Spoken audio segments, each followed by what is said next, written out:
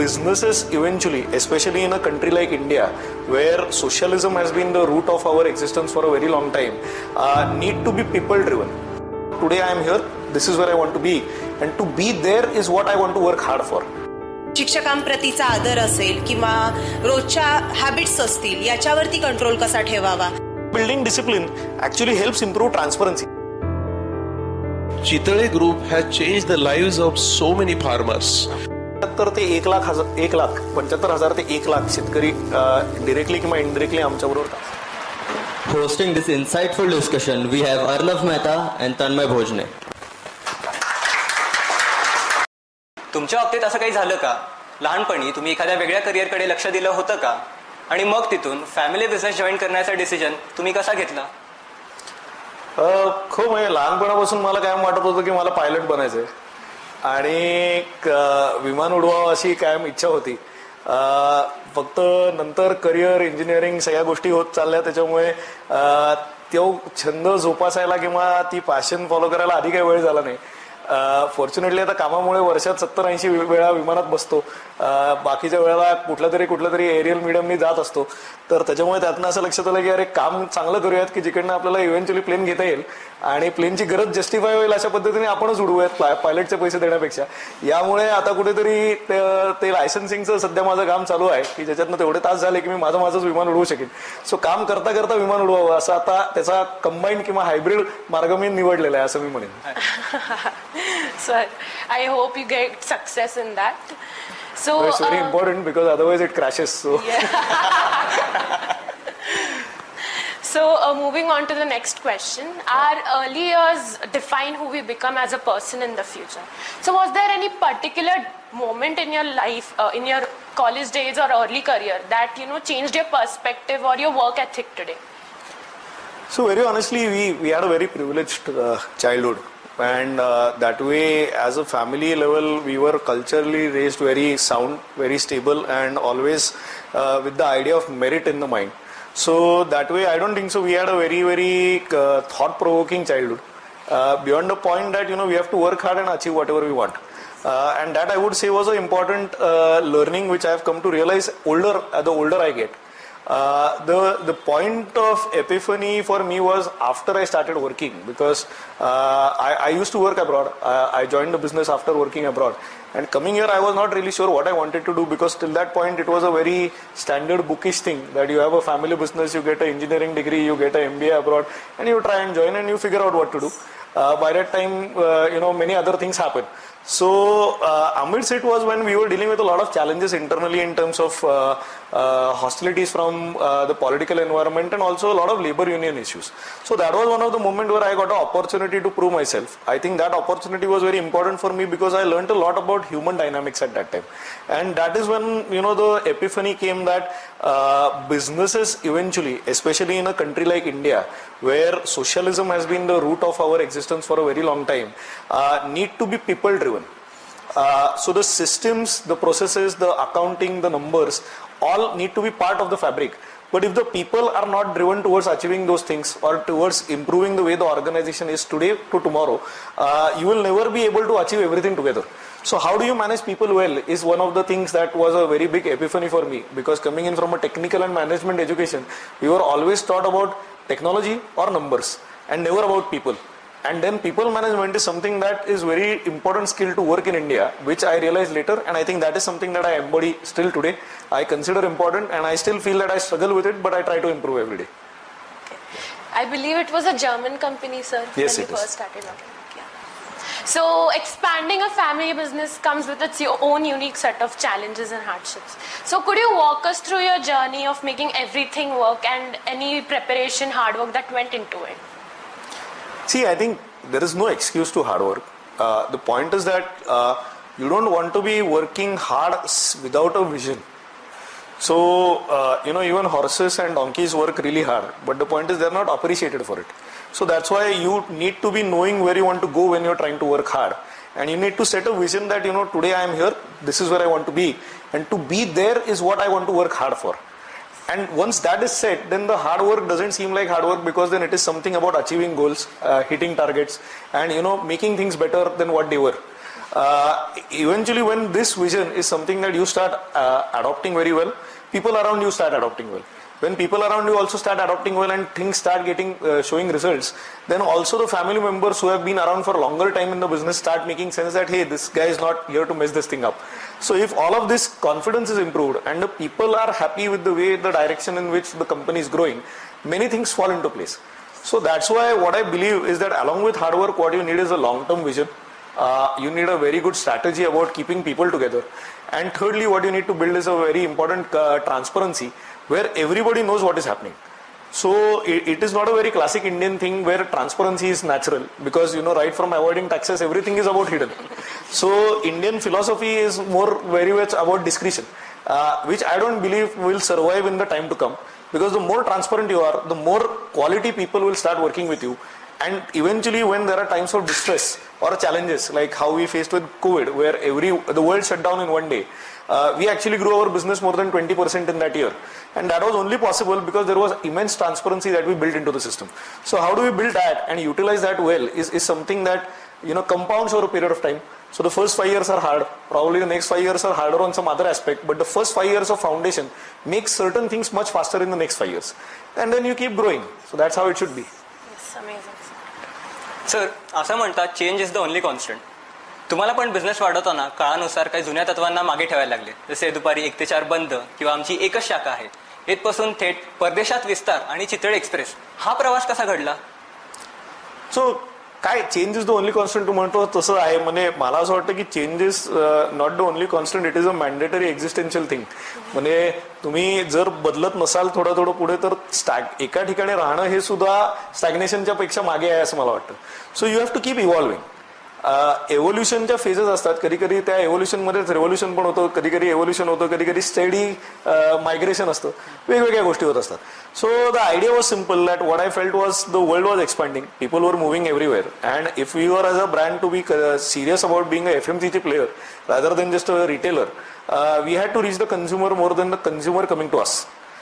If that was the case, how do we reach consumers in multiple points was what we thought about, and that is how we built a omni-channel business.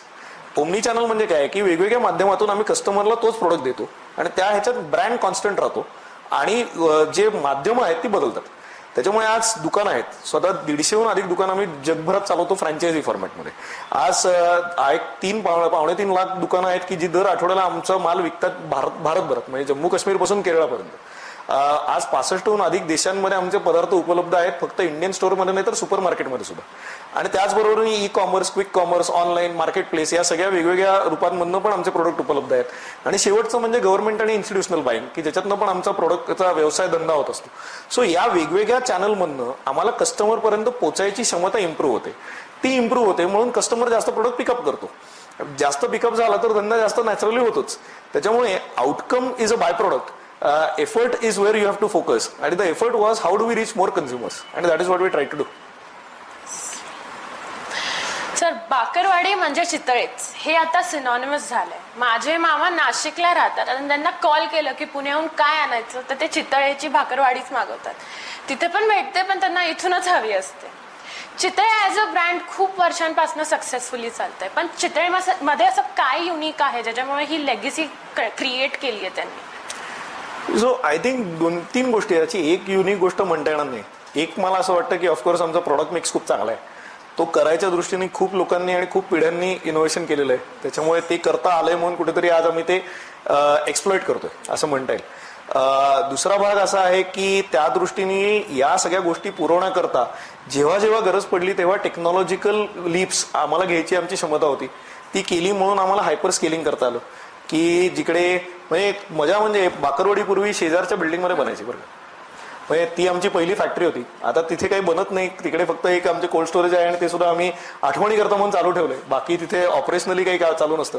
पण त्या गोष्टीतनं तिकडनं जाऊन आज तिकडे साधारण 15 एकरवरती बाकरवाडी फक्त बनते. सो ती स्केल अचीव करता आली कारण की आम्ही टेक्नॉलॉजीवरती इन्व्हेस्ट केलं. आणि त्याचबरोबर हे दोन्ही करताना एक गोष्ट कॉन्स्टंट काय ठेवली ती म्हणजे क्वालिटी अश्युरन्स. कस्टमर चितळे बंधूंचा त्यांच्याकडे काय येतो तर सर्वात स्वस्त म्हणून येतो का तर नाही येत, सर्वात महाग म्हणून येतो का नाही येत, पण दरवेळेस मला तीच क्वालिटी मिळते म्हणून येतो. त्याच्यामुळे ती क्वालिटी दरवेळेस देत राहणं ही जी काय कोर व्हॅल्यू कंपनीची आहे ती आम्ही जपायचा प्रयत्न करतो आणि ती करतो म्हणून चितळेबंधू सक्सेसफुल आहेत असं मला वाटतं. सर, मी जेनझी आहे आणि आजची आमची तरुण पिढी सक्सेस होण्याचे स्वप्न बघते, पण त्यांना वाटतं की सक्सेस होण्यासाठी वेळ घालवण्याची गरज नाही, श्रम घेण्याची गरज नाही. ह्याच्यावर तुमचे काय मत आहे सर? खूप लकी असाल तर होतं तसं, पण मला असं वाटत नाही तेवढा मी लकी आहे. त्याच्यामुळे मी कष्ट करतो आणि आय थिंक काय कष्ट कशावरती करायचे ह्याचं पॅशन पण तुम्हाला शोधली पाहिजे असं मला वाटतं. तेवढं तुम्ही पॅशनेटली इन्व्हॉल्ड असाल तर तुम्हाला टाइम आणि वेळ आणि या सगळ्या गोष्टी ज्या आहेत किंवा पैसा ह्या एका पॉईंट नंतर इमटेरियल पण होतात आणि त्याचं जे काही इक्वेशन आहे ना की मला 10 वर्षांनी सक्सेस मिळेल, 15 वर्षांनी मिळेल, हे टाइम डायलेशनचा प्रिन्सिपल तुम्ही स्विंग करू शकता. तेव्हा तुम्ही तुमच्या पॅशनेटली कुठल्या तरी गोष्टीवरती किती ठाम विश्वास ठेवू शकता की ज्याच्यातनं ही गोष्ट मला मोठं करणार आहे ह्याचा तुम्हाला कॉन्फिडन्स राहील. तसं जर का राहिलं तर मग तुम्ही या सगळ्या गोष्टी विसरून जाता कारण तुम्ही त्याच्यात तेवढे व्यस्त असता. व्यस्त राहिला तर त्याचा आउटकम मिळतो चांगला असं मला वाटतं. So consumer behavior doesn't always follow logic and go according to what we expect. So have you ever come across something that has changed the way you market your products or your products, and what is one valuable but very unexpected lesson for brands to learn?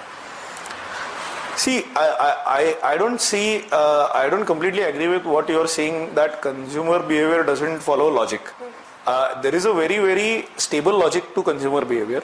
The point is that when you try to force your logic into that logic is when things fail. So we must understand the consumer is not necessarily loyal to any brand.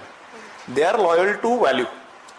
And especially in a country which is a developing country like India, where average per capita income is $2,500, we are still a very poor country. People's ability to spend is very limited. So whenever they spend, they want to spend on value-driven purchases, not simply about validation purchases. Validation is now a very urban thing or a social media thing, and it is a short-lived thing, I would say. So whenever a repeat purchase is to be done, value is something that people perceive. So how do you keep delivering value is very important. So value does not mean cheap, again, or value does not mean about it being the best quality. Value is about repeatedly delivering the same thing at the same consistency, at the same expectation. The expectation could be about price or quality or packaging or design or aspiration. It can vary based on different consumers. But if you're delivering value, it is only when the consumer will keep coming back. So sometimes we get deceived by the idea that मी एकदा माल विकला म्हणजे झाला माझा sale आणि consumer loyal झाला, तर तसा तो कधीच होत नसतो. तुम्हाला लॉयल्टी बिल्ड करायला वेळ द्यायला लागतो आणि जेव्हा कंझ्युमर दुसऱ्यांदा येतो, तिसऱ्यांदा येतो, तेव्हा तुम्ही ऍक्च्युली पैसे मिळवता. तेव्हा तो पेशन्स ठेवण्याची ॲबिलिटी आपल्याला ब्रँडमध्ये ठेवली पाहिजे. ते जेव्हा होतं तर तेव्हा लॉयल्टी बिल्ड होते. मग ब्रँडची चूक झाली तर कंझ्युमर त्याला माफ सुद्धा करतो. पण तसं जर का नसेल आणि प्युअरली ट्रान्झॅक्शनली सेल करायला आपण गेलो तर मग कंझ्युमर आपल्याला लॉयल नसतो, तो त्याच्या व्हॅल्यूला असतो, त्या क्षणी त्याला वाटतं ते तो करतो आणि मग इम्पल्स बाईंग सारख्या कॅटेगरीज तयार होतात. पण इम्पल्स बाईंग मधनं कुठलीच कंपनी 10,000 कोटीची बनत नाही. त्याच्यामुळे त्या दृष्टीने आपल्याला व्हॅल्यू ड्रिव्हन कंपनी कशा करायच्या ह्याच्यावरती लक्ष द्यायला. Sir, along with value in the modern world, sustainability is also very important, and it extends beyond just eco-friendly packaging. So how should FMCG brands rethink their approach to sustainability and incorporate it in their supply chain? So talking about sustainability, I think sustainability, as you said very rightly, it is not simply about renewables or it is not simply about taking care of nature. Of course it is there, but beyond that it is also about creating a sustainable buying environment for the consumer. So if the consumer is getting sustainability from the brand, they will keep coming back to you, and they will keep coming back to you, which will enable you to spend on improving your product and sustainability beyond the transactional life cycle.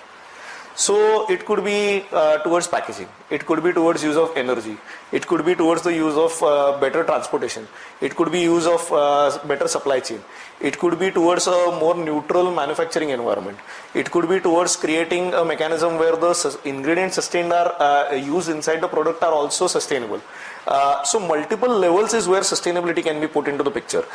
And what I firmly believe and what I've seen over the last many years, including Chitrabandhu, is that if your business model is sustainable, most other things naturally follow the course. It is only with the Western philosophy of capitalism that we are forced now to think that, hey, sustainability is an important thing. Diversity, inclusion is an important thing.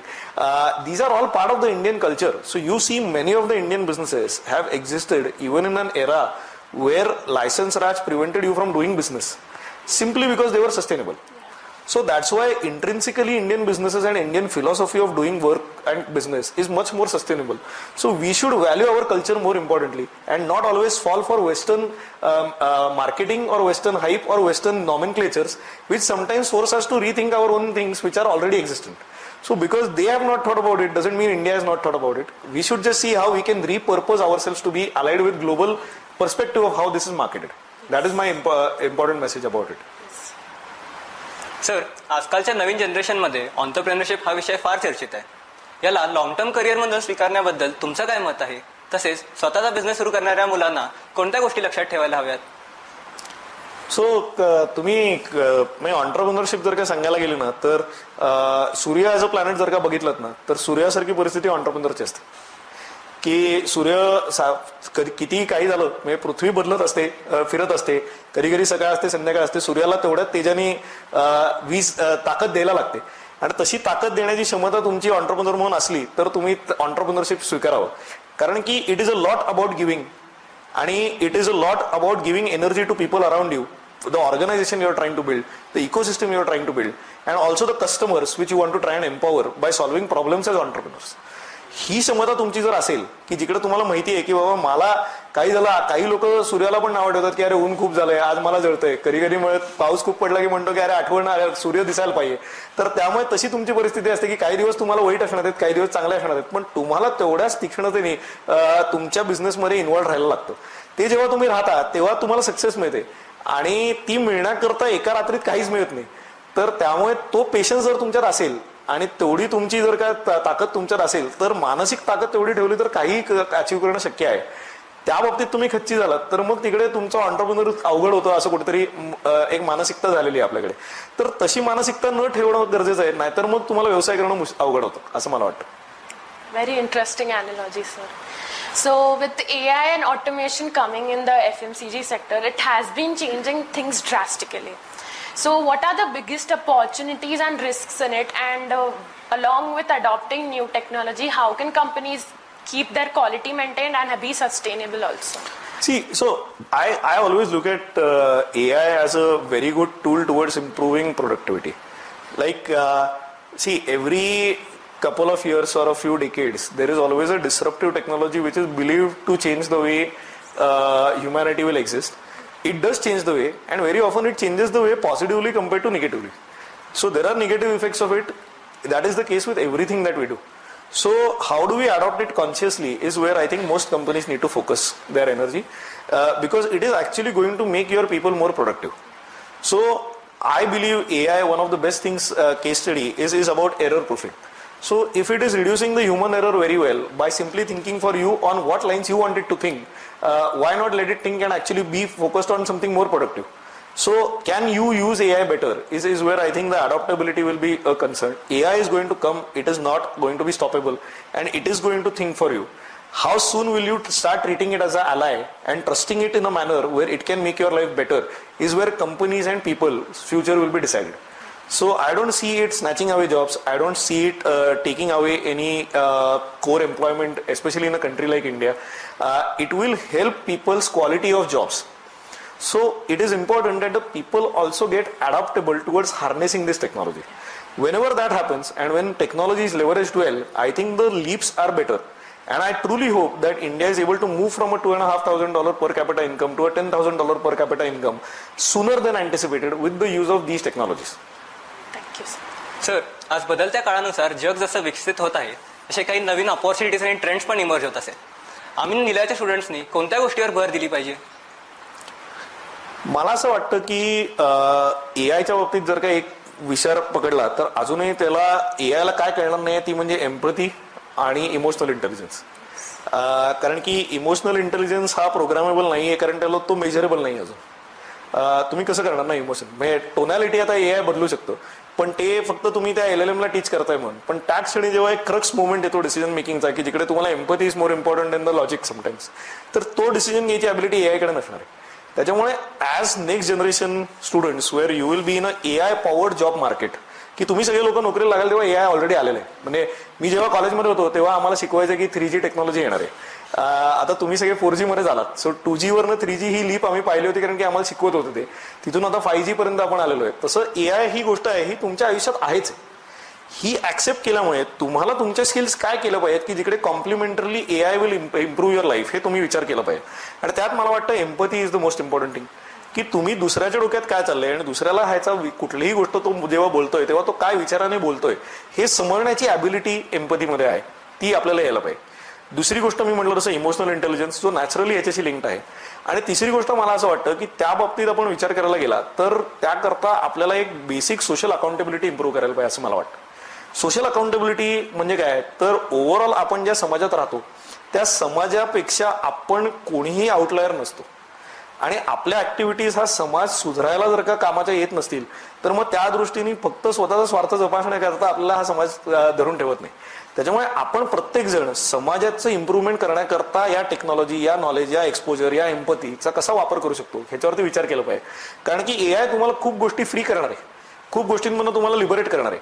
मग जो उरलेला वेळ आहे तो तुम्ही कशात घालवणार आहात हा मोठा प्रश्न असणार आहे. आणि तो जर का समाज सुधारायला आपण वापरू शकलो तर माझ्या मते समाज खूप लवकर पुढे जाईल.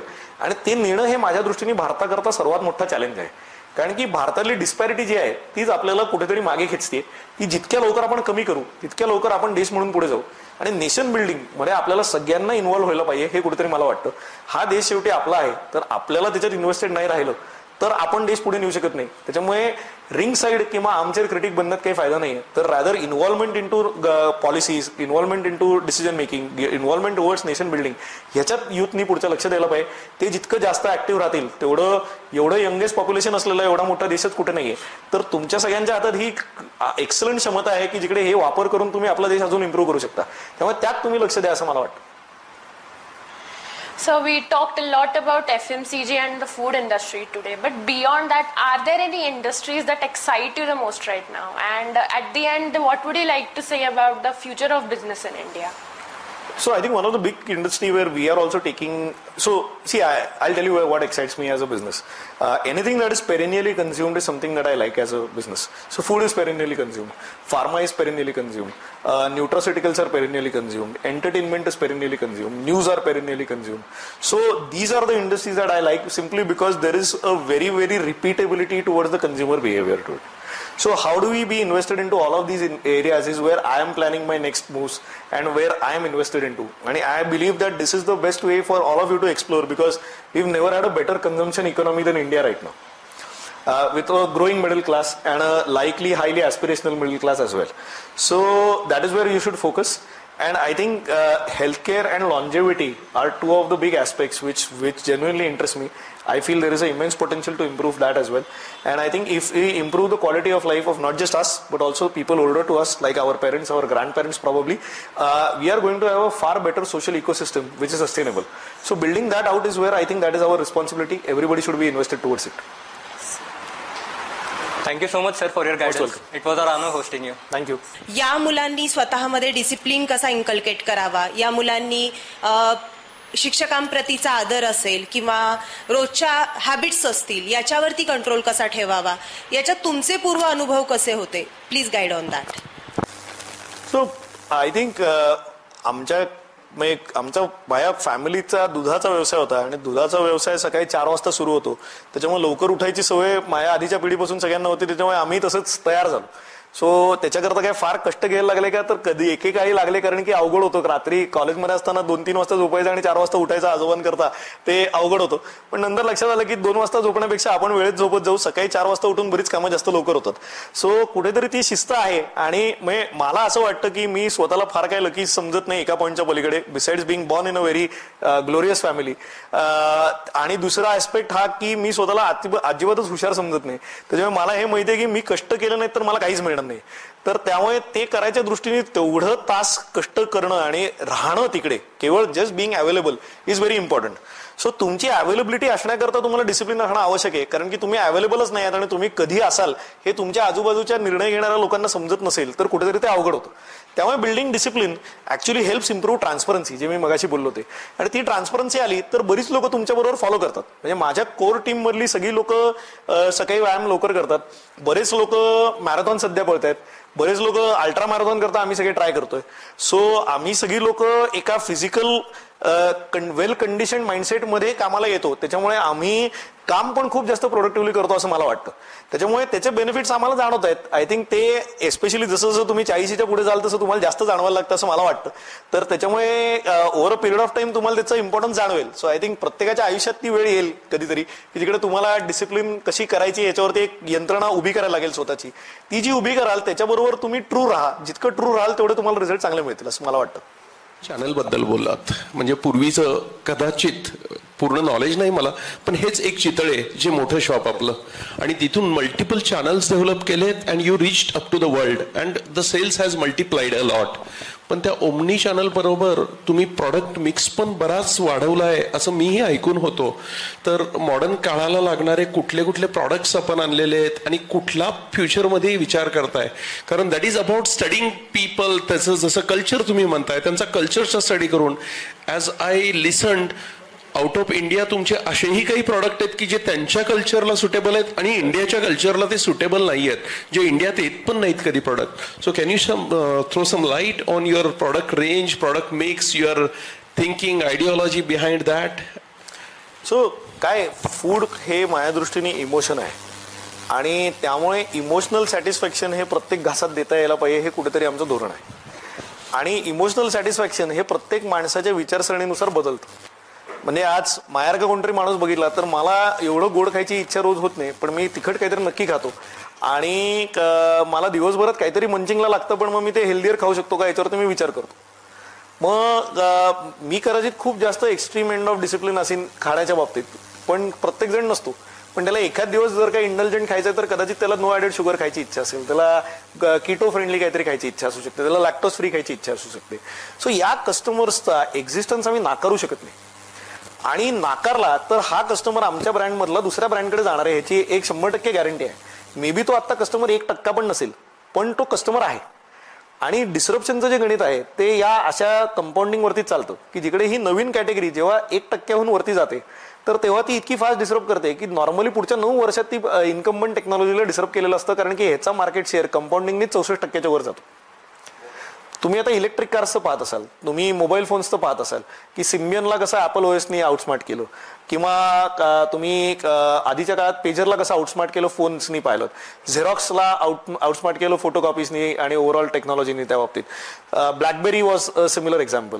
तसं फूडमधलं सर्वात जास्त डिस्रप्शन जे आहे आणि डिस्ट्रक्शन दोन्ही मला वाटतं पुढच्या 20 वर्षात होईल. आणि जे काय आपण विचार करतोय त्याच्यापेक्षा कम्प्लिटली वेगळ्या पद्धतीने जेन झी आणि जेन अल्फा विचार करतील असं मला वाटतं. मध्यंतरी जे मॅकडॉनल्डनी वगैरे केलं, हो, ते डिस्रप्शनच होतं जरासं. होतच ना, आपल्या ज्या ओल्ड हॅबिट्स होत्या त्या डिस्टर्ब करून. पण ही आयडिओलॉजी आहे. म्हणजे आज तसं म्हटलं तर when McD has come to India, त्यांनी हिथल्या कल्चरचा तसा आय डोंट नो किती विचार केला किंवा काय केला, कारण ते प्रॉडक्ट त्यांचे होते. पण उलट झालं की त्यांना सुद्धा लक्षात आलं की त्याच्यानंतर एका पॉईंटवरती ग्रोथ करता येत नाहीये, त्याच्यामुळे त्यांना सुद्धा पनीरचा शेवटी टिक्की बनवायलाच लागली. बर्गर किंगला सुद्धा तंदुरी काहीतरी बनवायला लागलं, त्यांना पनीर बेस्ड पिझ्झा हटला सुद्धा त्यांना कुठलं तरी शेजवान पनीर असेल, नाहीतर मग काय कुठलं तरी अजून वेगळं व्हेजिटेरियन गोष्ट असेल किंवा तंदुरी चिकन असेल, या सगळ्या व्हरायटीज त्यांना करायला लागल्याच. त्याच्यामुळे लोकलायझेशन हे खूप महत्वाचं आहे फूडमध्ये, आणि ते कल्चरल आहे, त्याच्यामुळे हिस्ट्री समजणं आवश्यक आहे. सो भारतात आपण टेम्पल इकॉनॉमीवरतीच जगतो अजूनही, आणि जिकडे फार्म टू फोर्क हे नॅचरल आहे सगळ्यांना, कारण कोणाचं तरी कोणतरी पहिलं अजूनही शेती करतोच आहे ना. तर त्याच्यामुळे ते पाहताना आपण सडनली जर काय हॅबिट चेंज करायला लागलो तर ते खूप अवघड आहे. त्याच्यामुळे हॅबिट चेंजिंग अर्बनमध्ये पहिलं होतं, followed by semi urban, followed by rural. त्याच्यामुळे या दोन्हीतली डिस्पॅरिटी की जिथे आपण म्हणतो की इंडिया आणि भारत या दोन गोष्टी वेगळ्या आहेत जरी भारतात असल्या तरी, तर या दोघांनाही ऍड्रेस करता येणारे फूड ब्रँड्स भारतात गरजेचे आहेत, म्हणून सगळेजण हे करतायत आणि तसंच आम्ही करतो. म्हणजे इनडायरेक्टली मी अशी गाईडलाईन समजू का मुलांच्या दृष्टीनं की if they want to set up new businesses or new food outlets, they should start it with urban? Of course, कारण की तेवढं म्हणजे जे काय डेटा दिसतोय त्याप्रमाणे 2030 सालापर्यंत भारतातले साधारण 40% लोक ही अर्बन एन्व्हायरमेंटमध्ये राहणार आहेत. सो आपल्या शहरांमध्ये पुणे जर का आता 7-8 मिलियन लोकांचं आहे, पुणे PCMC सगळं जर का बघून, तर आपण 15 मिलियनला जाणार. मुंबईत 20-25 मिलियनला आहे, तर त्याच्यावरनं 40 मिलियनला जाणार आहे. तर त्याच्यामुळे तिकडे जर का 40 मिलियन लोक म्हणजे 4 कोटी लोक किंवा पुण्यात जर का 1.5 म्हणजे 1.5 कोटी लोक एवढ्या मेट्रोपॉलिटन एरियामध्ये राहणार आहेत, सगळ्यांना भूक लागणारच आहे ना. त्याच्यामुळे फूड बिझनेस तो बहुत पेरिनियल आहे. ऑटोमॅटिकली कॉस्ट पण खूप कमी होते तुम्ही किती त्यांना देऊ शकता हे तुम्ही बघायला पाहिजे. असं आहे. ओके, आता तुम्ही फूड लाईन मध्ये आहात. सो बरीचशी मुलं, when I teach them business, new business ideas, खरं तर कुठल्याही बिझनेसची सुरुवात आयडियापासून होते. Then we have to work on that idea. Is it realistic, is it practicable, ती फिनान्शियली व्हायबल आहे का, रिस्क वाईज व्हायबल आहे का, अशा सगळ्या स्टेजमधून जात जात ती आयडिया फुलप्रूफ होते आणि मग त्याच्यात बिझनेसची सुरुवात होते. तर ही आयडिया आल्यावर पहिली स्टेज खरं तर येते की वी शुड स्टार्ट स्टडिंग की ही आयडिया, म्हणजे दिस आहे ना की any business what they need mainly is customer. तर तो कस्टमर आहे का, ह्या आयडियाला त्या लोकांना आवडेल का, हे रिसर्च करावा लागतो. कारण सगळं ज्यावेळी when we think, for example एक प्रॉडक्ट आहे से बाकरवाडी घेऊयात आपण, की हे आवडेल का, मला आवडतीये पण ही बाकीच्यांना आवडेल का, हे कसं ओळखायचं. Because that's a emotion and for everybody emotion is different. So ज्यांना बिझनेस नवे चालू करायचे असतील फूडमध्ये, हाऊ यू कॅन सजेस्ट की हे रिसर्च करायचे काही मेकॅनिक्स, काही मेथडॉलॉजी पण आहेत का, काही ऑर्गनायझेशन्स पण आहेत का, जेणेकरून ह्यांनी चालू केलेले फ्युचरचे बिझनेस फेल होऊ नयेत, त्यांना सक्सेस मिळावं त्याच्यात. करेक्ट. नाही, टेस्टिंग इज क्रुशल आणि प्रोडक्ट मार्केट फिट बसवण्याकरता तुम्हाला वेळ द्यायला लागतो. आणि ते करण्याकरता तुम्ही फार प्रोडक्ट एका वेळेस करायला गेला तर नक्की कुठला फिट करायचा हे तुम्हाला कळत नाही. त्याच्यामुळे एक प्रोडक्ट तुम्ही नीट घ्या, तो नीट एस्टॅब्लिश करा, तो एस्टॅब्लिश करून तुमची ब्रँड व्हॅल्यू एस्टॅब्लिश करा आणि मग अजून प्रोडक्ट चालू करा, असं कुठेतरी मला वाटतं. बरेचदा काय होतं की आपण खूप प्रोडक्ट द्यायच्या भानगडीत जातो आणि नक्की कुठे पैसे लावायचे हेच कळत नाही, कारण की हा कॅश फ्लोचा इश्यू होत नसतो. तर त्याच्यामुळे जेव्हा नवीन नवीन व्यवसाय असतो तेव्हा एक प्रोडक्ट घेऊन तो नीट करा. तो नीट करण्याकरता तुम्हाला 2 वर्ष पहिली लागतीलच, कारण की तुम्हाला तुमच्या क्लोज सर्कलच्या बाहेरचा कस्टमर तुमच्याकडनं जेव्हा घ्यायला लागतो ना, तेव्हा तो प्रोडक्ट फिट झाला हे तुम्ही समजून घ्या. कारण जवळची लोक आपल्याकडे इमोशनली चांगलंच बोलतात, ते फार स्पष्ट बोलण्याचा स्वभाव आपल्याकडे भारतीय लोकांचा नाहीये आणि दुखवलं जातो तो. तर त्याच्यामुळे त्या तुमच्या पेरिफेरीच्या बाहेरच्या लोकांना तुमचा प्रोडक्ट आवडतोय आणि ते परत तुमच्याकडे मागतायत, तेव्हा तुमचा प्रोडक्ट मार्केट फिट झालं हे तुम्ही लक्षात घ्या. त्यामुळे ते करण्याकरता पहिली 2 वर्ष तर नक्की तुम्हाला द्यायला लागतात. ते जेव्हा होतं तेव्हाच तुम्ही ऑपरेशन स्केल अप करावं आणि ते होईल तेव्हा तुम्हाला पुढचे 10 प्रोडक्ट काढायला 2 वर्षात 10 प्रोडक्ट काढता येतील. पण पहिले 1 वर्ष तुम्ही 10 काढायला गेलात तर कुठला चालू करायचा आणि कुठला बंद करायचा हे तुम्हाला कळत नाही. हो, म्हणजे प्रॉडक्ट पण लिमिटेड असावेत आणि सुरुवातीच्या स्टेप पण तुम्ही स्मॉल स्टेप घ्याव्यात आणि रीच इम्प्रूव्ह करायला जावं. रीच हळूहळू इम्प्रूव्ह करत जायला पाहिजे. म्हणजे ओमनी चॅनल जसे तुम्ही म्हणताय, रीच केल्याशिवाय रेंज वाढवू नये असं माझं म्हणणं आहे. आधी रीच करा, तिथे पोचा, जिथे पोचतच नाही तिकडे पोचल्यानंतर तुम्ही परत पोचत राहा. जेव्हा तुम्हाला वारंवार पोचताय दिसतंय तेव्हा तुम्ही अजून एक गोष्ट ऍड करा. Reach should follow range. Range आधी आली आणि रीच नंतर केला तर that is a big problem. अच्छा, in Bhilwadi area Chitale group has change the lives of so many farmers असं कायम म्हटलं जातं. आणि ह्यातनं माझ्या मुलांनाही इन्स्पिरेशन मिळेल की आपल्या एक्झिस्टन्समधून आपले कस्टमर, आपले सप्लायर, आपल्या आजूबाजूची सोसायटी ह्यांच्यामध्ये आपण कॉन्ट्रीब्युशन केलं पाहिजे त्यांचे लाईफ इम्प्रूव्ह करायला. Because the kind of the power, the brand power, probably the customer power, the trust power, the money power, everything is today with Chitale. So ह्याचा यूज आपण समाजासाठी केला तर छान होतो. तर आपण शेतकऱ्यांसाठी काय इनिशिएटिव्ह केलेत तिथे आणि त्यांचं लाईफ कसं इम्प्रूव्ह केलंय प्लीज. आज जवळपास 75 ते 1,75,000 ते 1,00,000 शेतकरी डिरेक्टली किंवा इनडिरेक्टली आमच्याबरोबर काम करतात. त्याच्यामुळे अजूनही आम्ही फार्मर प्रोड्युसर ऑर्गनायझेशनच आहोत. कारण की जे शेतकरी त्यांच्या शेतात निर्माण करतात, की जे त्यांच्या गुरांबरोबर करतात, तर त्याचं जे इनपुट आमच्याकडे येतं म्हणून आमचे प्रोडक्ट चांगले बनतात. त्यामुळे शेतकऱ्यांचं लाईव्हलीहूड जपणं हे सर्वात महत्त्वाची गोष्ट आहे. आणि त्या दृष्टीने ॲग्री इकॉनॉमी कॉन्ट्रीब्यूट कशी करावी हा आमचा मेन प्रायमरी ऑब्जेक्टिव्ह आहे. ते करताना शेतकऱ्यांना काय महत्त्वाचं असतं तर 2 गोष्टी असतात की प्रत्येक शेतकरी हा त्याची जमिनीला पण चर्न करत असतो आणि त्याच्या प्राण्यांनाही चर्न करत असतो. सो प्राणी हा त्यांचा कॅश फ्लो असतो, जमीन हा त्यांचा प्रॉफिट असतो मिळाला तर, तो पण सीझनॅलिटीनुसार. कारण की जमिनीतनं उत्पन्न हे कुठला क्रॉप लावलाय त्याच्याप्रमाणे येतं.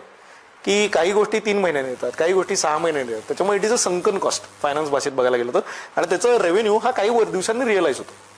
मग तो रेव्हेन्यू जेव्हा रिअलाइज व्हायचा असेल तेव्हा तुम्हाला घर चालवायला तर पैसे लागतात आणि ते इन्कम जे आहे ते डेअरी इंडस्ट्री देते. कारण की गाई म्हशी रोज दूध देतात, रोज ते विकलं जातं, रोज त्याचा ट्रेड होतो आणि म्हणून रोजचे पैसे तुम्हाला मिळतात. त्यामुळे सप्लिमेंटरी इन्कम म्हणून सगळे फार्मर्स हे डेअरी फार्मर्स असतात. सो या डेअरी फार्मर्सची लाईव्हलीहूड ही आमच्यावरती जबाबदारी, कारण त्यांचे कॅश फ्लो जे आमच्यावरती चालतात ही कुठेतरी आम्ही जबाबदारी स्वीकारलेली आहे. त्याच्यामुळे गेल्या 86 वर्षात एकदाही त्यांचं एकही आठवडा पेमेंट चुकलेलं नाही. हे कुठेतरी आम्ही आमची फायनान्शियल डिसिप्लिनचं काम समजतो. 86 years. Not even in corona. Not a single week. आणि that is our prime responsibility. त्याच्यामुळे एक वेळ आम्ही आमच्या काही स्वतःचे एक्सपेन्सेस असतील ते पुढे ढकलू, पण शेतकऱ्यांचं पेमेंट कधी चुकवणार नाही. एक प्रायोरिटी झाली. दुसरी गोष्ट, आम्ही त्यांच्याबरोबर खूप जास्त क्लोजली काम करतो, कारण की त्यांना कॅटलचे जेनेटिक्स कसे द्यायचे ह्याच्यावरती आम्ही काम करतो. आमचं एक जॉईंट व्हेंचर आहे जे जेनेटिक्सवरती काम करतो. गेल्याच आठवड्यात आमचा एक जो रेडा आहे बुल, तर तो जगातला नंबर 3 म्हणून जिंकला. आणि त्यांचे आता he will go on to father millions of cattles. तर त्याच्यामुळे तसे जेनेटिक्स एनेबल करून देण्याचं काम आम्ही करतो की जिकडे या शेतकऱ्यांना चांगल्या क्वालिटी जेनेटिक्सचे प्राणी निर्माण करता येतात, त्यांच्या प्रॉजिनीज अजून चांगल्या होतात. आणि ते मीटिंग करताना शास्त्र वापरून मीटिंग केलं जातं की आर्टिफिशियल इन्सेमिनेशनमध्ये, की ज्याच्यातनं अजून स्ट्रेंथ आणि अजून इम्प्रूव्ड नेक्स्ट जनरेशन कसं तयार होईल हे बघतो. त्याच्यामुळे एक प्राणी जर का या वर्षी या जनरेशनमध्ये 10 लिटर देत असेल तर पुढच्या जनरेशनमध्ये चांगलं जेनेटिक्स आलं तर तो 12-13 देऊ शकतो. तेव्हा त्या प्राण्याची रेअरिंग कॉस्ट तेवढीच राहिली पण प्रोडक्टिव्हिटी इम्प्रूव्ह झाली तर शेतकऱ्याला जास्त उत्पन्न मिळतं. सो अशा पद्धतीने जेनेटिक्स हा दुसरा फॅक्टर आहे ज्याच्यात आम्ही त्यांना मदत करतो. तिसरा फॅक्टर हा आहे की त्यांना आम्ही आमचं कॉल सेंटर चालवतो. त्याच्यामुळे साधारण 2.5 ते 3 लाख गुरं आहेत की ज्यांना आम्ही ट्रॅक करतो रोजच्या रोज. त्याच्यात त्यांचं फीडिंग असेल, त्यांचं वॅक्सिनेशन असेल, त्यांचं हीट सायकल असेल, त्यांचे गायनेकॉलॉजिकल चेकअप असतील, त्यांचं न्यूट्रिशनल अपडेट असतील, त्यांचं ओव्हरऑल मुवमेंट डेली असेल. ॲपल वॉच काय आपण फोनवरती बघतो तसं सगळं, तर तसंच सगळं आम्ही ते करतो आणि शेतकऱ्यांना अपडेट देतो की अरे आत्ता या गाईचं हे केलं पाहिजे, या म्हशीचं हे केलं पाहिजे, आत्ता तू चेकअपला घेऊन जा, आत्ता तू डाएटमध्ये हा बदल कर. हे झाल्यामुळे ॲनिमल हेल्थ ऑप्टिमली मेंटेन केली जाते. आणि हे कसं करावं ह्याचं एज्युकेशन आम्ही शेतकऱ्यांना देतो की जे आता एआयच्या मार्फत अजून सोपं होत चाललंय, कारण की रिपीट डेटा आहे ना. सो हे झाल्यामुळे शेतकऱ्यांना माहिती आहे की अरे माझं प्राणी सर्वात हेल्दी राहिला तर मला ते सर्वात चांगलं आहे, कारण की तो ऍसेट आहे ना शेवटी. आणि तो ऍसेट मला जर हेल्दी ठेवता आला तर मला त्याच्यातनं मिळणारं उत्पन्न चांगलं होईल आणि मला त्या ॲनिमलचा अब्यूज करायची क्षमता कमी होईल. कारण शेतकऱ्याचं काय होतं की कॉस्ट वाढते आणि उत्पन्न मिळत नाही, तेव्हा त्या प्राण्यांना स्टिरॉइड्स द्या, काहीतरी अडल्ट्रेशन करा, कमी प्रोडक्शन मिळालं तर त्याच्यात काहीतरी डुप्लिकेशन करा, असे सगळे होतात. सो आपल्याकडे कृष्णा व्हॅलीमध्ये हे कधी दिसत नाही. अडल्ट्रेशन दुधाबद्दल आपण कधी कोल्हापूर, सांगली, कराड भागात ऐकत नाही. त्याचं कारण हे आहे की तिकडे दूध शेतकरी तिकडचा सबळ झालेला आहे यामुळे. सो हा बळ द्यायचं तिसरं एक काम आम्ही त्यांना करतो. आणि चौथं गोष्ट आहे की आम्ही गेल्या काही वर्षात आम्ही आमची व्हॅल्यू अपस्ट्रीमिंग इतकी इम्प्रूव्ह केलेली आहे की जिकडे आज आम्ही फक्त लिक्विड मिल्क न विकता आम्ही व्हॅल्यू ॲडेड प्रोडक्ट्स इतके जास्त विकतो की आता दही आलं, श्रीखंड आलं, पनीर, चक्का, बटर मिल्क, मिठाई सगळी आली की ज्याला खवा लागतो, या सगळ्या प्रोडक्ट विकण्यात आज एक कमोडिटी व्हॅल्यूमध्ये कन्वर्ट होते. कारण दूध शेवटी दूध आहे. आज कुठल्याही ब्रँडनी कितीही केलं, चांगलं जरी विकलं, वाईट जरी विकलं, सेम रेटलाच विकायचं सगळ्यांना, कारण की इट इज अ कमोडिटी ना. पण आज मला माहिती आहे की चितळे बंधूंची आंबा बर्फी किंवा चितळे बंधूंचं श्रीखंड विकायला मला मार्केटमध्ये 5 रुपये प्रीमियम मिळतं. मग हे प्रीमियम जर का मला मिळत असेल तर मला शेतकऱ्यांना जास्त पैसे प्रीमियममध्ये ट्रान्सफर करता येतात. तेव्हा त्यांची लॉयल्टी मला मेंटेन करता येते आणि ती मेंटेन केल्यामुळे सगळी सप्लाय चेन ह्याच्यातनं पैसे कमवते. म्हणून आज कुठेतरी आम्ही ॲज अ ब्रँड म्हणून टिकून राहतो. सो हे मेंटेन करणं हे आमचं काम. हा एक सेक्टर आला की जिथं तुम्ही थ्रू लाईव्ह स्टॉक त्यांना डेली अर्निंग देताय. पण दुसरा जो पार्ट तुम्ही म्हटला की लँड, मी मध्यंतरी ऐकले होते की त्या लँडमध्ये व्हेजिटेबल ग्रो करून त्या व्हेजिटेबल प्रोसेस करून पण चितळे काहीतरी करायच्या प्लॅन मध्ये होतं किंवा चालू केलेलं आपण. आम्ही कॉन्ट्रॅक्ट फार्मिंग करून याच शेतकऱ्यांबरोबर आम्हाला लागणारी जी आमच्या प्रोडक्ट करता मिरची आहे, कोथिंबीर आहे, ती उगवतो. आणि ती उगवल्यामुळे ती हे शेतकऱ्यांना ॲश्युअर्ड मार्केट मिळतं. मार्केटपेक्षा थोडा जास्त रेट आम्ही देतो आणि आम्हाला ॲश्युअर्ड क्वालिटी मिळते. त्याच्यामुळे जे काही व्हेरिएशन मार्केटमधून येऊन आमचा प्रोडक्ट खराब होण्याची रिस्क असते ती कंट्रोल करता येते. आणि एकाच जेनेटिकचे एकाच विशिष्ट जातीच्या मिरच्या किंवा कोथिंबीर उगवल्यामुळे आम्हाला व्हेरिएशन अजिबात नसतं, तिखटपणा सेम राहतो. आणि हे केलेलं असताना त्यांना मार्केटमध्ये जायची गरजच पडत नाही. त्यांचं लँडचं चर्निंग आम्हीच कंझ्युम करतो. सो एक चांगली होलिस्टिक अंडरस्टँडिंग आमची त्यांच्याबरोबर होते. त्याच्यामुळे हे कॉन्ट्रॅक्ट फार्मिंग पण त्यांच्या फायद्याचं ठरतं असं आम्ही प्रयत्न करतो. माझी अशी ठाम विश्वास आहे आणि माझ्या आजोबांचा असो, पणजोबांचा असो, सगळ्यांचा हाच विश्वास होता की शेतकऱ्यांना जास्तीत जास्त एम्पॉवर करता यायला पाहिजे आपल्याला, कारण की ते आपल्या देशाचं बॅकबोन आहेत. आणि ते आज अनफॉर्च्युनेटली आपल्या देशात गेल्या 15 वर्षात असं झालेलं आहे की जवळपास 17 ते 22% एम्प्लॉयमेंट अजूनही ऍग्रिकल्चर सेक्टर जनरेट करतो, पण त्यांचा जीडीपी हा 21 जीडीपी मधलं कॉन्ट्रीब्युशन 21%वरनं आता 12%वरती आलेलं आहे. तर त्यामुळे प्रोडक्टिव्हिटी त्यांची इम्प्रूव्ह केली तर आपण जर का परत ऍग्री आउटपुट 20% नेऊ शकलो तर जगाचं किचन भारत बनवू शकतं असं मला वाटतं. सो हे एम्पॉवर करण्याकरता तुम्हाला सगळ्या यंग लोकांना ऑपॉर्च्युनिटी आहे की तुम्ही technology, good market places, social media या सगळ्याचा वापर करून आपल्या शेतकऱ्यांना किती चांगलं एम्पॉवर करू शकता हे बघितलं पाहिजे. जितकं आपण जास्त शेतकऱ्यांना एम्पॉवर करू तेवढा देश म्हणून आपण पुढे जाऊ असं मला वाटतं.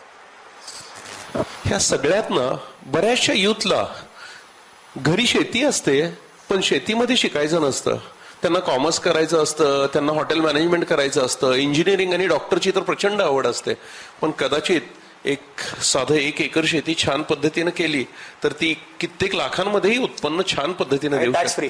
आणि ते टॅक्स फ्री पण ना. Very true. म्हणजे ज्यांच्या घरी 10 एकर शेती आहे तो करोडपती नक्की होऊ शकतो दरवर्षी. पंजाबमध्ये आहेत ना, मध्य प्रदेशमध्ये आहेतच, महाराष्ट्रात पण काही ठिकाणी आहेत. हो, हळूहळू बदल यायला लागला. इम्प्रूव्ह व्हायला पाहिजे असं मला वाटतं. येस, पण त्याच्याबरोबर ह्या मुलांना एज्युकेशनची गरज आहे. आता जसं तुम्ही डेअरी फार्मिंग मध्ये बऱ्याच जणांना, शेतकऱ्यांना सपोर्ट करताय, so have you ever thought की डेअरी फार्मिंग आपण शिकूयात, तिथं आलं तर काही लोकांना, का तुम्ही ऑलरेडी शिकवतो. आम्ही अशा पद्धतीचे अप्रेंटिसशिप प्रोग्राम पण चालवतो आणि सॅटेलाइट डेअरी फार्म सेटअप करण्याच्या दृष्टीने आम्ही मदत करतो, कारण आम्हाला चांगला क्वालिटी सप्लाय त्यांच्याकडनं मिळतो. ओके, म्हणजे आमच्या कुठल्या विद्यार्थ्यांना उद्या डेअरी फार्मिंग, अॅनिमल हजबंड्री मध्ये काही सेटअप करायचे असतील तर आम्ही हक्काने तुमच्या टीमचे गाईडलाईन्स घेऊ शकू किंवा तिथं व्हिजिटला आम्ही येऊ शकू नक्की. Okay, that's pretty good. आता काळानुसार human is becoming a challenge. परवाच सुप्रीम कोर्टचाही डिसिजन होता, एक ओपिनियन म्हणूया, डिसिजन म्हणण्यापेक्षा तो होता की बिकॉज ऑफ दिस रेवडी कल्चर बरीच लोक काम करायला कमी झालेली आहेत लोकांची, आणि हे सगळं आपण पण अनुभवतोय. मग इथे पुन्हा रिलायबिलिटी, थोडीशी AI, रोबोटिक्स, ॲटोमायझेशन ह्या सगळ्यांकडे यायला सुरुवात होते. फूड सेक्टरमध्ये तर बराच हा पब्लिसिटी केली जाते की it's a human touch less manufacturing वगैरे, आणि समोरच्या कस्टमरला पण ती कॉन्सेप्ट आवडायला लागली आहे. नको रे बाबा, ह्युमन टच नाहीये, मशीन टच आहे, म्हणजे it must be very pure. तर पहिला प्रश्न असा होता की खरंच हे ॲटोमायझेशन ह्युमन टच पेक्षा जे मशीन्स आहे ते खरंच बेटर, हायजिनिक असतं का? आणि चितळेने स्वतःचे प्रॉडक्ट्स किंवा ऑटोमायझेशन इंडस्ट्रीमध्ये काय आणि कशा पद्धतीने कुठल्या लेवलला नेलेलं आहे? ऑटोमेशन हे हायजिनिक असतं का नसतं तर बघायला गेलं तर 100% असतं. त्याचं कारण असं असतं की आज ह्युमन नेचर, आपण दर मिनिटाला एज होतोय ना. सो एज होत असताना आपल्या बॉडीत एन्झाईम्स वेगवेगळे काम करतायत, केमिकल्स वेगवेगळे कामं करतायत, कल्चर्स वेगवेगळी कामं करतायत, प्रत्येक ऑर्गन डिजनरेट होतोय, थोडाफार प्रमाणात होतोय पण रोज होतोय ना. कारण की आज कालच्यापेक्षा आज आपण जास्त म्हातारे आहोत टेक्निकली. त्यामुळे ते होत असल्यामुळे नॅचरल बायोकेमिस्ट्री आपल्या बॉडीतली प्रत्येक प्रोडक्टला अफेक्ट करत असते. ती जेव्हा ऑटोमेशन वरती जातो तेव्हा या बायोकेमिस्ट्रीचा इम्पॅक्ट त्या प्रोडक्टवरती होत नाही. सो जेव्हा ताजं खायचं असतं तेव्हा हा फरक पडत नाही, कारण की त्या गोष्टीचा इम्पॅक्ट एवढा नसतो. पण जेव्हा तुम्हाला एक गोष्ट 6 महिने टिकवायची, 10 महिने टिकवायची, 1 वर्ष टिकवायची, तर तेव्हा या सगळ्या गोष्टींचा इम्पॅक्ट होतो. म्हणून ऑटोमेशन अडॉप्ट केलं जातं. आणि ते अडॉप्शन आता ऑटोमेशनचं मी म्हणतो, मी बोलण्यापेक्षा तुम्ही या फॅक्टरी व्हिजिट करायला एकदा. Will be happy to host you all. तर त्याच्यात तुम्हाला सगळंच बघायला मिळेल की कसे रोबोट्स काम करतात, कशी माणसं काम करतात, कसे सिमलेसली गोष्टी सोप्या होतात. कधी कधी की एक माणूस शेवटी 20 किलोपेक्षा जास्त उचलू शकत नाही, पण रोबोटच्या हिशोबाने तो माणूस 150 किलो उचलू शकतो. तर तिथे रोबोट फायद्याचा पण असतो. सो त्याच्यामुळे ह्युमन लाईफ इम्प्रूव्ह करण्याकरता टेक्नॉलॉजीने ऑटोमेशन वापरलं जातं, हे आपण समजून घ्यायला पाहिजे. ते जेव्हा होतं तेव्हा त्याचं डिस्ट्रक्शन नसतं, त्याचा बेनिफिट्स खूप होतात. आणि मला नाही वाटत की प्रत्येक ठिकाणी त्याची गरज आहे. त्याच्यामुळे जिथे जिथे आपल्याला क्रिटिकल एरर प्रूफिंग करण्याकरता ऑटोमेशन वापरता येतं तिकडे आपण ते वापरावं. बाकीच्या ठिकाणी आपल्याकडे ह्युमन कॅपिटल एवढं आहे तर आपण त्याचा हायब्रिड वापर केला पाहिजे.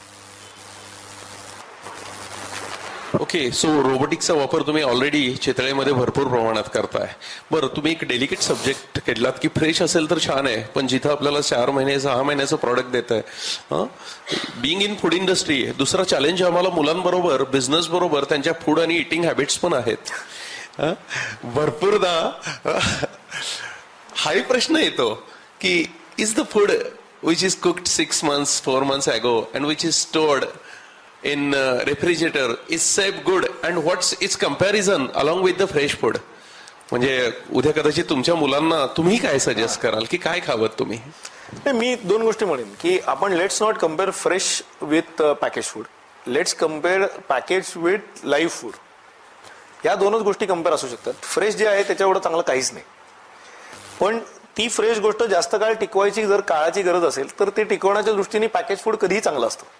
आणि कुठल्याही ब्रँडचं पॅकेज फूड ज्याच्यावरती त्यांनी न्यूट्रिशन फॅक्ट्स मेन्शन केलेले आहेत ती गोष्ट त्या ब्रँडची अकाउंटेबिलिटी बिल्ड करते. कारण काय आहे की आज कुठलाही अन्न सुरक्षा अधिकारी कुठल्याही भागात जाऊन तो पॅकेट घेऊ शकतो, टेस्ट करू शकतो आणि म्हणू शकतो की तू जे म्हणतोय छापलेलं ते आहे की नाही. आणि ते नसलं तर मी लायबल आहे कायद्यानुसार पकडलं जाण्याकरता. त्याच्यामुळे मी माझी लायबिलिटी काय रिस्क करीन तर नाही करणार. त्याच्यामुळे मी जे पॅकेज करतोय ते मी 100% ऑथोराइज आहे क्वालिटी अशुरन्सच्या पॉईंट ऑफ व्ह्यू. त्याच्यामुळे उलट पॅकेज फूड कधी कधी बरं असतं. रिस्क कुठे आहे की आपण बरेचदा कुठेतरी गाडीवरचं खाणं खातो, कुठेतरी हॉटेलमध्ये खाणं खातो, कुठेतरी आपण रेस्टॉरंटमध्ये खातो की ज्यांचं किचन आपण कोणी बघत नाही किंवा कुठल्या तेलात ते तळलं गेलं आपल्याला माहित नसतं, किंवा पनीरच्या नावाखाली हल्ली बरेच ठिकाणी अॅनोलॉग विकलं जातं. आता ते तुमच्याकरता डेंजरस आहे, कारण त्या अॅनोलॉग मध्ये काय मिक्सर आहे पनीर म्हणून हे तुम्हाला माहितीच नाही. त्याच्यामुळे आणि तो कोण ऑथॉरिटी घ्यायला जाणार आहे. आणि तुम्ही ते वन टाइम खाता कारण तुम्ही त्या हॉटेलमध्ये रोज जात नाही जेवायला, तर मग त्याच्यातनं काहीतरी झालं आणि त्याचा बॉडी इफेक्ट तुमच्यावर राहिला तर तुम्हाला माहितीच नाही काय होणार आहे ते. त्याच्यामुळे जे आपण लेबल पडेगा इंडिया ही मुवमेंट आता पाहतोय आपण सगळीकडे जी चाललेली आहे, तर मी असं म्हणेन की anything that is labelled is better. Anything that can be live, की जे तुमच्या समोर तुमच्याकरता बनवून आणून दिलेलं आहे, तर त्याच्यात काय आहे हे टेस्ट केल्याशिवाय तुम्ही खाऊ नका असं उलट माझं म्हणणं आहे. हा पर्स्पेक्टिव्ह नवीन होता, कारण तो कम्पॅरिझन मी कधी केला नव्हता की लाईव्ह बरोबर पॅकेज फूडचा. So better than live is a package food, कारण at least you get something return and they are responsible. Unfortunately अशी परिस्थिती आहे की अजूनही आपल्याकडे देशात किचनची रिस्पॉन्सिबिलिटी जास्त करून प्रिडॉमिनंटली स्त्रियांकडे दिली जाते. हो, आता जशा जशा स्त्रिया एम्पॉवर होत आहेत आणि त्या एज्युकेटेड होत आहेत आणि त्या वर्कफोर्समध्ये समावेश करतायत की तर ते करताना स्त्रियांनी ती जबाबदारी घेण्याकरता त्यांना वेळ असेल ह्याची गॅरंटी नाहीये. आणि त्या ऍक्च्युली नेशन बिल्डिंग मध्ये कॉन्ट्रीब्युट करतात कारण ते टॅक्स जनरेट करतायत. तर मग जेव्हा नवरा बायको दोघंही काम करणार असतील तर ते करताना स्वयंपाक कोण करणार हा मोठा प्रश्न आहे पुढच्या काळात. आणि त्यामुळे त्यांचं आयुष्य सोपं करणं हे आयस फूड कंपनी आमचं काम आहे. आणि मग तसं जर असेल तर आम्ही चांगलं न्यूट्रिशन देणं हे गरजेचंच आहे, कारण घरातल्या स्त्रियेला शेवटी सर्वात जास्त काळजी असते की माझे आई वडील काय खातायत, माझा नवरा काय खाणार आहे, माझी मुलं काय खाणार आहेत. आणि they are the pre decision makers towards quality assurance inside the house. पण घरी कुक झालं नाही तर मग त्यांना कंट्रोल कसा द्यायचा, तिथे पॅकेज फूड हे महत्वाचं येणार आहे. कारण की रोज बाहेर जाऊन खाणं हे कोणाला शक्य नसतं, कारण की तिथे एक एक्सपोनेन्शियल कॉस्ट एक्सपिरियन्सची तुम्हाला द्यायला लागते. पण जेव्हा अर्बनायझेशन चॅलेंज आणि वुमन इन वर्कफोर्स वाढणार आहे तर तेव्हा त्यांचं आयुष्य सोपं करणं हे पॅकेज फूड बिझनेसचं काम आहे. So guys you have option. पहिल्यांदा फ्रेश फूड, त्याला कधीच पर्याय नाहीये. आणि जॉबला सगळे लागताय, करिअरच्या मागे सगळे धावताय, त्याच्यातनं भूक लागली आणि बाहेर जाण्यापेक्षा वी शुड प्रेफर चितळे. दुसरं म्हणजे मुलं सगळी इकडे बसलेली दिसतात तर तुम्ही किचन मध्ये गेलात तर काही प्रॉब्लेम नाही असं आहे. Okay, so you cook also? I do. O that's pretty good. तुमची लाईफस्टाईल मगाशी आल्या आल्या गौरी मला सांगत होती की तुम्ही पहाटे 5 वाजता उठता, एक्सरसाइज तुम्ही रेग्युलर करता आणि बऱ्याच हॉबीलाही वेळ देताय. You are a inspiration. कारण बऱ्याचदा या मनी मेकिंग मशीन बनतात काही जण एज्युकेशन नंतर. बऱ्याचदा तर ती कॉम्पिटिशन झाली आहे, मी टॉप कॉलेजला जायचं, टॉप एज्युकेशन घ्यायचं आणि आयुष्यभर काय करायचं तर काम आणि काम करायचं. फक्त आयुष्य जगणं हे विसरूनच जातात बरेच जण. So from you we will surely learn that. Thank you. ह्या सगळ्या ह्याच्यात आता ही मुलं सगळी बॅचलर करतायत, पुढे मास्टर्सला जाणार. You are from Harvard. So can you suggest की ह्यांनी कॉलेजेस कसे चूज करावे? इज इट रिअली हार्वर्डच्या बाबतीत तुमच्या काय सजेशन्स आहेत? काही ह्यातले आहेत ॲस्पायरंट्स की जे उद्या हार्वर्डलाही जायचा प्रयत्न करतील? सो खरंच फॉरेनला जायची एक क्रेज आली आहे का टूम आली आहे ती फक्त? कारण उगीच फॉरेनला जायचं, कॉलेजचं नाव पण माहीत नसतं, काही नसतं बऱ्याचदा, अशीही बऱ्याच जणांमध्ये टूम आली आहे. You had actual experience of that education. So आम्ही सगळे दुरून पाहणारे आहोत, तर प्लीज आम्हाला फॉरेन एज्युकेशन करावं का, करावं तर कसं, कुठले कॉलेज चूज करावे आणि कशासाठी जावं तिथे, याच्यावरती थोडंसं. नाही काय आहे की हार्वर्डला मी शिकलो हे आय थिंक माझं नशीब चांगलं होतं. ऍडमिशन मिळाली, त्यांनी ऍक्सेप्ट केलं आणि तिकडे एवढ्या डायव्हर्स वर्गात मला शिकायला मिळालं. सो डायव्हर्सिटी फॅक्टर जो आहे तो तिकडे अनबिटेबल आहे आणि तो परदेशात गेल्याशिवाय तुम्हाला मिळू शकत नाही. कारण की महाराष्ट्रात काय आपल्याकडे 5 मुलं युपीची असतात, 5 मुलं दिल्लीची असतात, 5 मुलं कर्नाटकातनं येतात, पण त्याच्या पलीकडे सगळे इकडनंच असतात की महाराष्ट्रातनंच इकडनं तिकडनं येतात, एकाच भाषेत बोलतात. फार तर फार वाङ्मय थोडा वेगळा असतो. तर त्याच्यामुळे डायव्हर्सिटीच आपल्याला कळत नाही ना. आणि पॉईंट ऑफ व्ह्यू तोच असतो की काय झालं, इकडे काय झालं, तिकडे काय झालं. आपलं फील्ड ऑफ विजन आता फक्त महाराष्ट्रपुरतं असतं. सो ते एक्सपांड करायला ग्लोबल लेवलला काय चाललंय आणि त्यांच्या ग्लोबल सेन्सिटिव्हिटीज काय आहेत त्या परदेशात गेल्याशिवाय आपल्याला कळत नाही. आणि तो कम्फर्ट झोन आपला बाहेरचा सोडला पाहिजे. त्याच्यामुळे आपल्याला बाहेर गेलं पाहिजे असं मला वाटतं. पण ते करताना बाहेर जाण्याकरता तुम्ही फॅशनेबल आहे म्हणून जाण्यात काही पॉईंट नाहीये. तुम्ही पर्पजफुल गोष्टींनी जा, कारण की तो खूप खर्च आहे आणि त्या खर्चातनं तुम्हाला रिटर्न मिळवायचं हे तुम्ही कळलं पाहिजे. तर त्याच्यामुळे केवळ बाबा सगळेजण जात आहेत म्हणून मी जातोय असं करू नका. आणि उलट माझं म्हणणं आहे की तुम्ही परदेशात जाऊन शिकणार असाल तर त्याच्या आधी काही वर्ष एक्सपिरियन्स घ्या. तुम्ही स्वतःला जॉब मार्केटमध्ये पॅरिटीवरती आणा की जिकडे बाबा मी एम्प्लॉयबल आहे. आणि ज्यावेळेस तुम्ही एम्प्लॉयबल आहात, तुम्ही चांगलं करताय, तेव्हा तुम्ही जेव्हा परदेशी शिक्षणाला जाल तर तेव्हा तुमची व्हॅल्यू कॉन्ट्रीब्युशन टू अदर्स पण वाढेल. कारण तिकडे केवळ दुसरे काय आणतायत हे शिकायचं नाही, तुम्ही काय त्यांना देऊ शकता हे त्यांना बघायचं असतं. त्याच्यामुळे what is your strength you bring on to the table हे तुम्हाला डिफाईन करायला लागतं ना. आणि ते कधी कधी आपल्या एज्युकेशन सिस्टम मध्ये आपल्याला कळतच नाही, कारण की आपण खूप एका रॅट रेस मध्ये पुढे जात असतो. आणि त्या रॅट रेस मध्ये BBA झालं की मला MBA करायचंय ही एक रॅट रेस झालेली आहे. पण ती सर्वात घातक गोष्ट आहे. घातक गोष्ट आहे. आणि any educationalist won't like it. पण मला असं वाटतं की गॅप मिनिमम एक्सपिरियन्स MBA ऍक्सेप्टच केलं नाही पाहिजे. ऍक्च्युली तसं झालं पाहिजे. आणि जर आपण इंटरनॅशनली बरेचसे कॉलेजेस जर बघितले तर ते तिथे MBA ला जातात. ते 2 वर्ष एक्सपिरियन्स असल्याशिवाय तुम्ही अप्लायच करू शकत अप्लाय करू शकत भारतात वेळ आलेली असं मला. आणि लोक 15-20 वर्षानंतर पण पुन्हा रिएज्युकेट करायला जातात तिथे. MBA is made for that. In fact आज रात्री माझे हार्वर्डचे 10 मित्र आलेले सगळे, त्यांना सगळ्यांना मी डिनरला होस्ट करणार आहे. ओके. त्याच्यामुळे आज सगळे 10 पैकी 8 जण परदेशातले आहेत. तर त्याच्यामुळे तेच आहे की आज आम्ही आता किती 12 वर्षांनी वगैरे भेटतोय. पण फॅक्ट इज की ते ऐकणं इज फार मोर एनरिचिंग. त्याच्यामुळे आम्ही परत एकदा आता 15 वर्षानंतर वी आर एलिजिबल की आम्ही परत जाऊन एक 3 आठवड्याचा कोर्स करू शकतो तिकडे. अच्छा. त्याच्यामुळे ते आता कसं करायचं हे आमचं प्लॅनिंगचं काम आहे पुढे. That's pretty good. So alumni get together पण होऊन जात आहे तुमचं पुन्हा. सो हा एक मोठा फायदा असतो कदाचित when you are going to such global universities. तुम्हाला काही चायनातले फ्रेंड मिळत आहेत, काही आफ्रिकन्स मिळत आहेत आणि तुम्हाला बिझनेस नेटवर्क सेटअप करायलाही ह्याचा खूप छान बेनिफिट होत असेल. तुम्हाला करून देतात भरपूर वेळा गोष्टी. म्हणजे कारण तुमची मैत्री इतकी चांगली बनते, कारण तुम्ही MBA environment in Ivy League school ही इतकी स्ट्रेसफुल असते. तुम्ही जेमतेम 4 तास झोपता कारण की तुम्हाला कामच एवढं करायचं असतं. सो त्या स्ट्रेस लेवलला तुम्हाला हँडल करताना आजूबाजूला जर प्रत्येक जण वेगळ्या नॅशनॅलिटीचा असेल तर तुम्हाला एकमेकांबरोबर काम करायला शिकायलाच लागतं ना.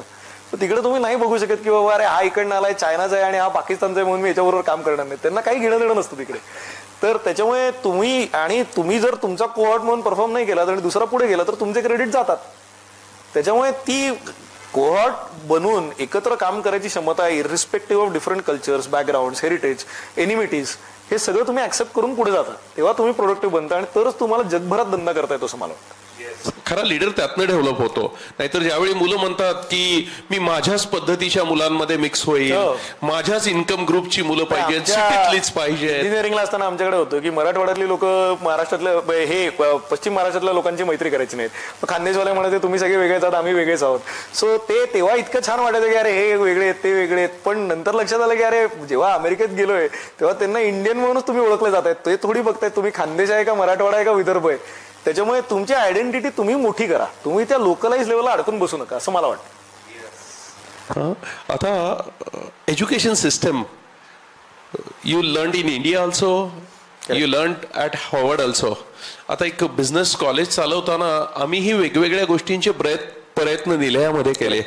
So what more suggestions you can give जेणेकरून इथं आम्ही मुलांना लाईव्ह प्रोजेक्ट्स देतो, रिअलिस्टिक बिझनेसचे सिम्युलेशन शिकवायचा प्रयत्न करतो, लेटेस्ट टेक्नॉलॉजी देतो.